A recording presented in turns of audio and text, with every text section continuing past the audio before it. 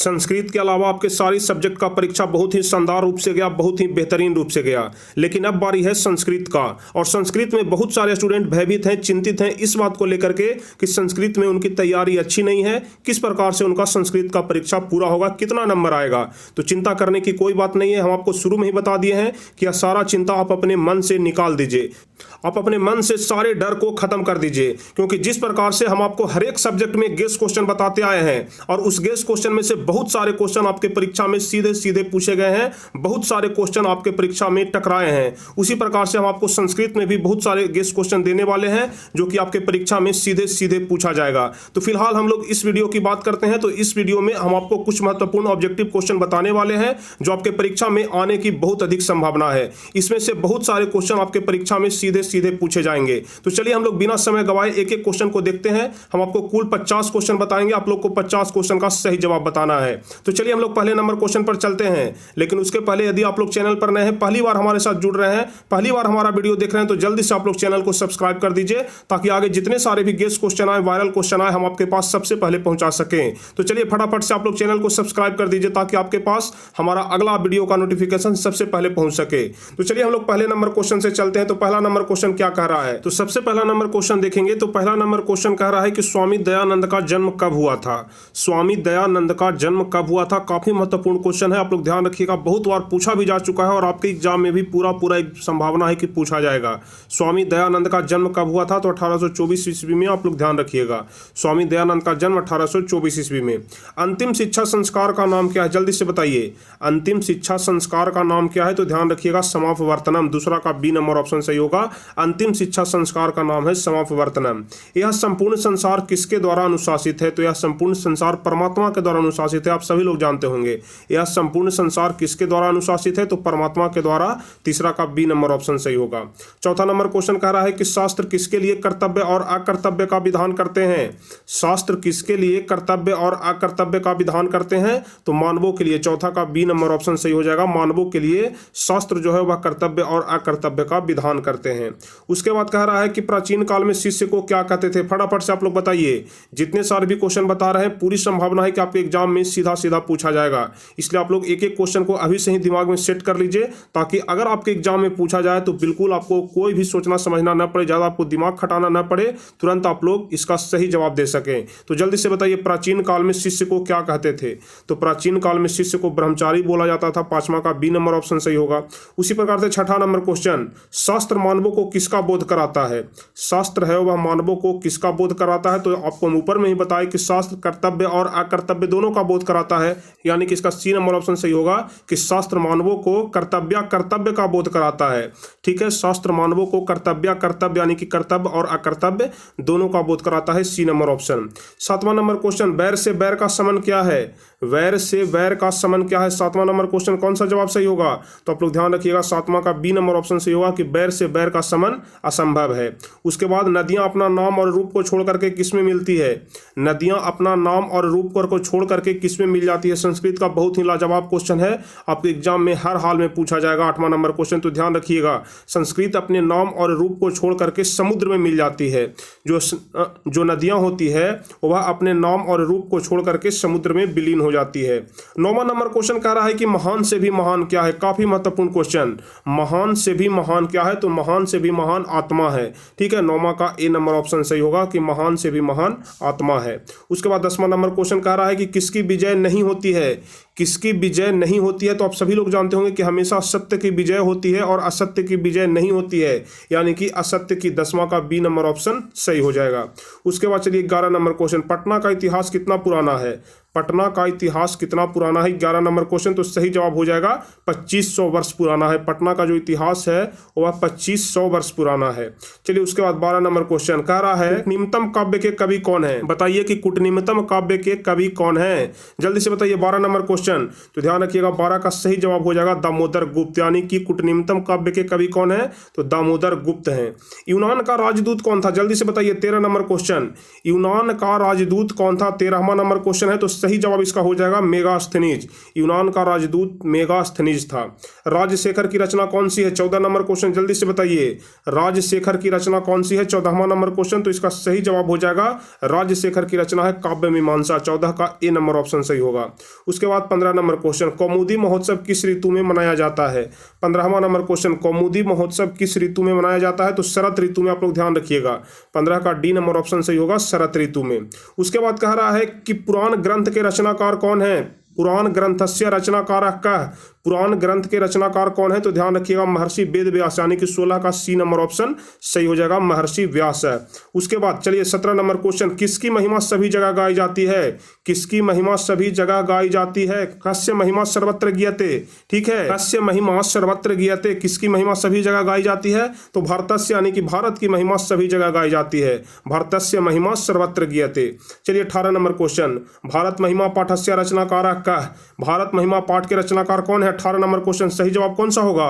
तो ध्यान रखिएगा भारत महिमा पाठ के रचनाकार महर्षि वेद व्यास, यानी कि 18 का सी नंबर ऑप्शन सही हो जाएगा। चलिए 19वां नंबर क्वेश्चन, अस्माकम कर्तव्य रूपेण किम वर्तते। हमारा जो कर्तव्य रूप है वह क्या बताता है? तो वह बताता है भारतम प्रति भक्ति। भारत के प्रति भक्ति, भारतम प्रति भक्ति। 19 का ए नंबर ऑप्शन सही होगा।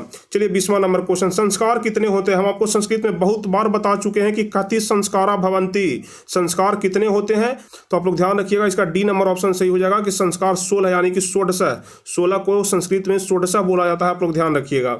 चलिए अगला नंबर क्वेश्चन, किसके प्रश्न का उत्तर विदुर दे रहे हैं? किसके प्रश्न का उत्तर विदुर दे रहे हैं? हम यहाँ पर संस्कृत से पहले आपको हिंदी का अर्थ ही बता देते हैं कि ताकि आपके सामने जैसे ही क्वेश्चन आए आप लोग इसको अच्छी तरीके से समझ सकें। क्वेश्चन कह रहा है कस्य प्रश्नस्य उत्तरं विदुरः ददाति। ठीक है, कस्य प्रश्नस्य उत्तरं विदुरः ददाति, यानी कि किसके प्रश्न का उत्तर विदुर दे रहे हैं? तो ध्यान रखिएगा धृतराष्ट्र के प्रश्न का उत्तर विदुर दे रहे हैं, यानी कि 21 का डी नंबर ऑप्शन सही होगा। दलितस्य पुरुषस्य नाम किम आसीत्, जल्दी से बताइए। दलितस्य पुरुषस्य नाम किम आसीत्, दलित पुरुष का नाम क्या था? तो दलित पुरुष का नाम था राम प्रवेश राम है, यानी कि 22 का ए नंबर ऑप्शन सही होगा। अगला नंबर क्वेश्चन, भीखन टोला दृष्टुम कः आगतः। भीखन टोला दृष्टुम कः आगतः, यानी कि भीखन टोला में कौन आ गए थे? कौन आ गए थे? तो शिक्षक आ गए थे। 23 का ए नंबर ऑप्शन सही होगा। भीखन टोला में शिक्षक आ गए थे। स्वामी दयानंदस्य रचनाकार का अस्ति, जल्दी से बताइए स्वामी दयानंद का रचनाकार कौन है?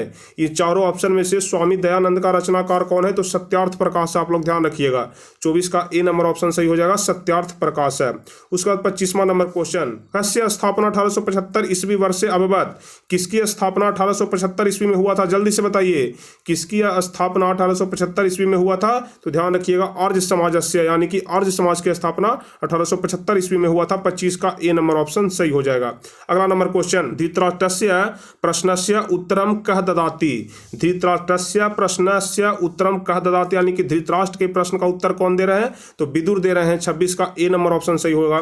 चलिए 27 नंबर क्वेश्चन, सभी को क्या त्याग देना चाहिए? सभी को क्या त्याग देना चाहिए? सर्वे किम त्यजयु।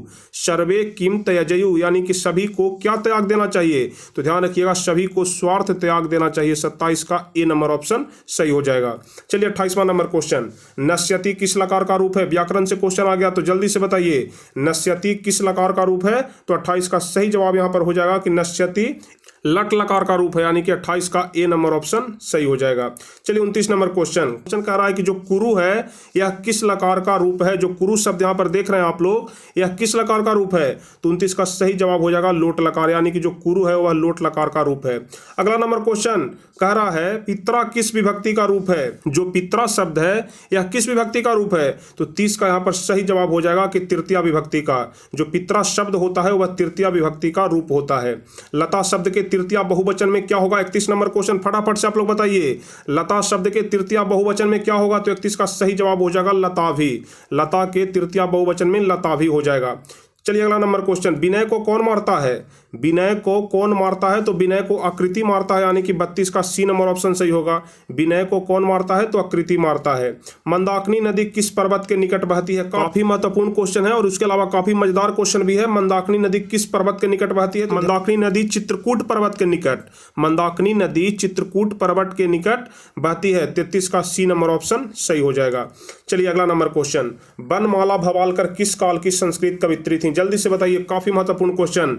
बनमाला उषामाला भवालकर किस काल की संस्कृत कवित्री थी? तो 34 का यहाँ पर सही जवाब हो जाएगा डी नंबर ऑप्शन, वर्तमान काल के।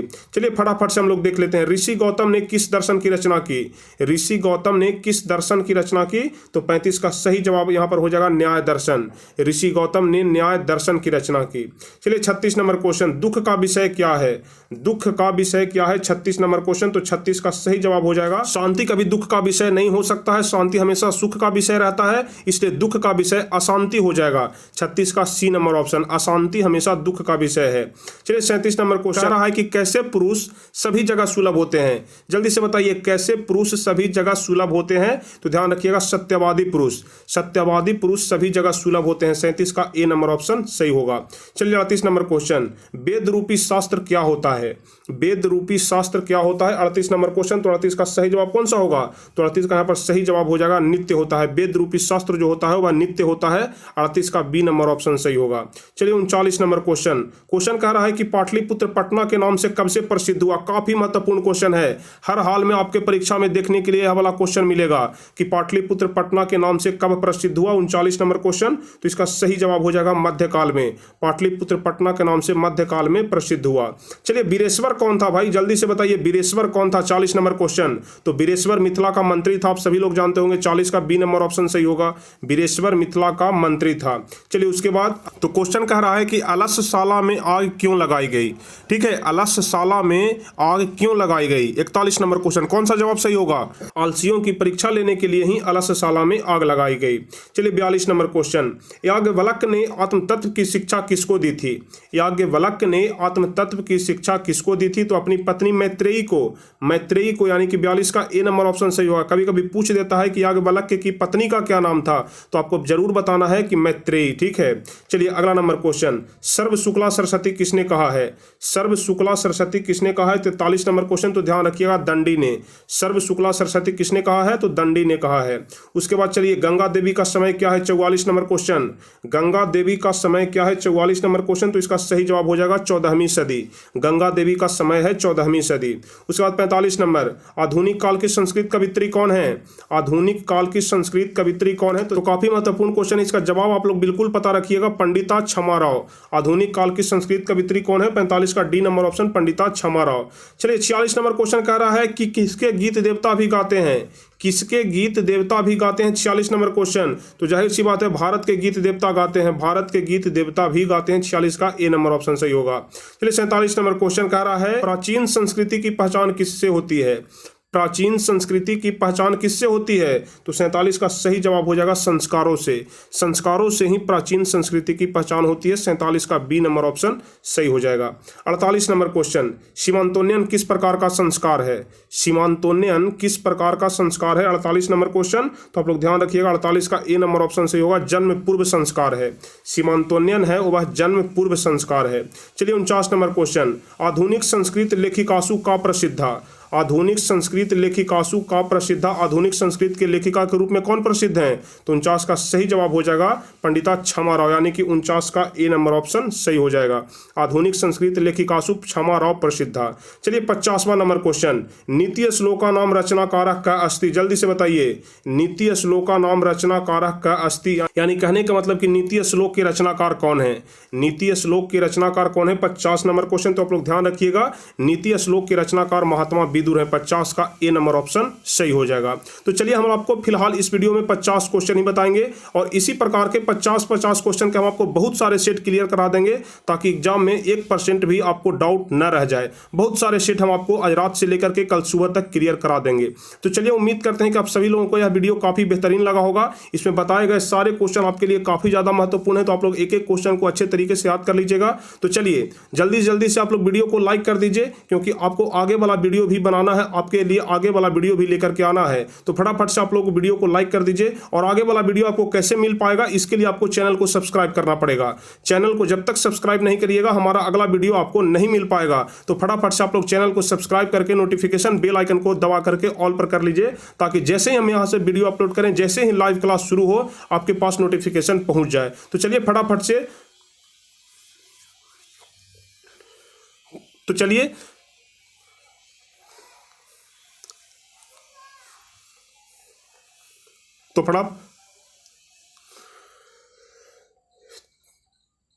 तो फटाफट से, तो जल्दी से आपके पास नोटिफिकेशन पहुंच जाए तो फटाफट से आप सभी लोग चैनल को सब्सक्राइब कर लीजिए। तो चलिए फिर मिलेंगे हम आपसे अगले वीडियो में कुछ इसी प्रकार के महत्वपूर्ण वीडियो के साथ, हेल्पफुल वीडियो के साथ। तब तक के लिए जय हिंद, धन्यवाद।